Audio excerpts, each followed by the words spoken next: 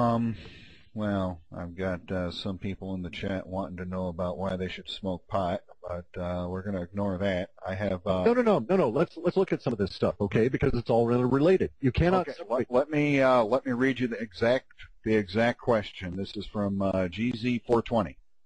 Ask about the sacred plant marijuana and why we should smoke it. But the question is, if you want to go there, feel free. I'm not going to go there myself. Sure, and let me tell you that there are many people that consider me to be a shaman, and coming from that perspective, I know about the 7 sacred plant teachers. Marijuana is down there in the first group of 3, the milder ones, and at the very top is Salvia divinorum. I am here to tell you that unless you are a shaman, leave Salvia alone. It will destroy you, and you will not gain from it. It is not a recreational drug. The reasons one person should smoke or ingest THC in the form of the cannabinoids from the plant themselves has to do with the fact that it is a neurogenic substance. You actually grow new neurons as a result of having it. It also, now we know, blocks out some of the 5 billion impressions you get from your reality every day, most of which you do not remember, but which take up a considerable amount of your energy, and thus allows you to free up and create new neural pathways. So it is also neurotonic in that sense, in that you grow new neural pathways. This has been shown. Harvard just recently came on out and showed that the THC molecule itself, in contact with a cancer cell, kills the cancer cell. So it doesn't just merely help you from the perspective of you're not throwing up so much from the chemo. It actually gets in there and kills the cancer cell. And also, there is no link whatsoever to the ingestion through smoke of marijuana and lung cancer. And if we look at the alternative, we're facing huge, horrific, stressful times. Many people will turn to the legal alternative that the powers that be want to foist on you. That legal alternative is alcohol.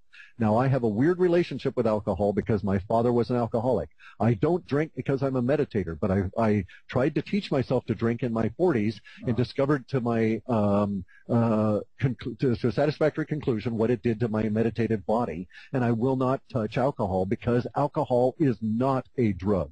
Alcohol is a toxin, and you intoxicate yourself by drinking alcohol. Give me someone who does drugs any day as opposed to someone who is poisoning themselves deliberately with alcohol.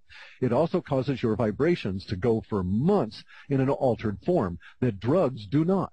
You can have THC remnant in your body perhaps 45 or 50 days after smoking the stuff because it'll still cling to receptors in your brain. But the clinging in the receptors in the brain do not alter the vibrations that you create, or the key feelings and stuff, the way that the alcohol does, because the alcohol destroys the receptors and kills the brain cells. It is truly a toxin.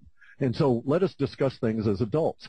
Humans, at least 40% of any human species or any human civilization, at least 40% of the individuals will be drug users. This is also shown in birds. Some species of birds, 40% of them, want to get intoxicated and will suck down alcohol wherever they can find it. Other birds use naturally occurring substances like kava and others. So it is not just humans that want to use drugs. The experience of being alive, especially in terrible, stressful times, is such that you need relief, as they say, basically whatever gets you through the night. But I'm here to tell you that the toxins that are in alcohol will not do you any good. And this is somebody who's got French blood going back I don't know how long, that, I have a good feeling about wine, and I like wine, but I'll never drink it. But the concept is appealing. And yet I know that the wine itself, in spite of all of the glamour and everything that's been put around it, and glamour, by the way, means magic and delusion at its core. But all of that is covering up the fact that it is an intoxicant that the powers that be want to foist on you. So it's kind of like this. If I were going to smoke cigarettes, I wouldn't smoke any commercial cigarette. I would go and try and find as raw tobacco as I could and make my own, simply because I know the powers that be are screwing around and trying to get at me through my addiction. And they're going to try and mess with me this way. And they're going to try and do this and get me into a situation of alcohol consumption. We're, in fact, seeing that in the Washington state. Costco and a bunch of other companies here are trying to force the state of Washington to divest itself of its alcohol stores. The state itself is the only licensed legal seller of hard liquor in this state. and we have a lot of restrictions on who can buy wine and other alcohol because we didn't, as a state, they decided way back when that this is the way that we wanted to organize ourselves. But now Costco and these other companies have decided that they want to sell more liquor, and they're offering greater levels of revenue and greater marketing to get people to buy in the idea through an initiative and change our law.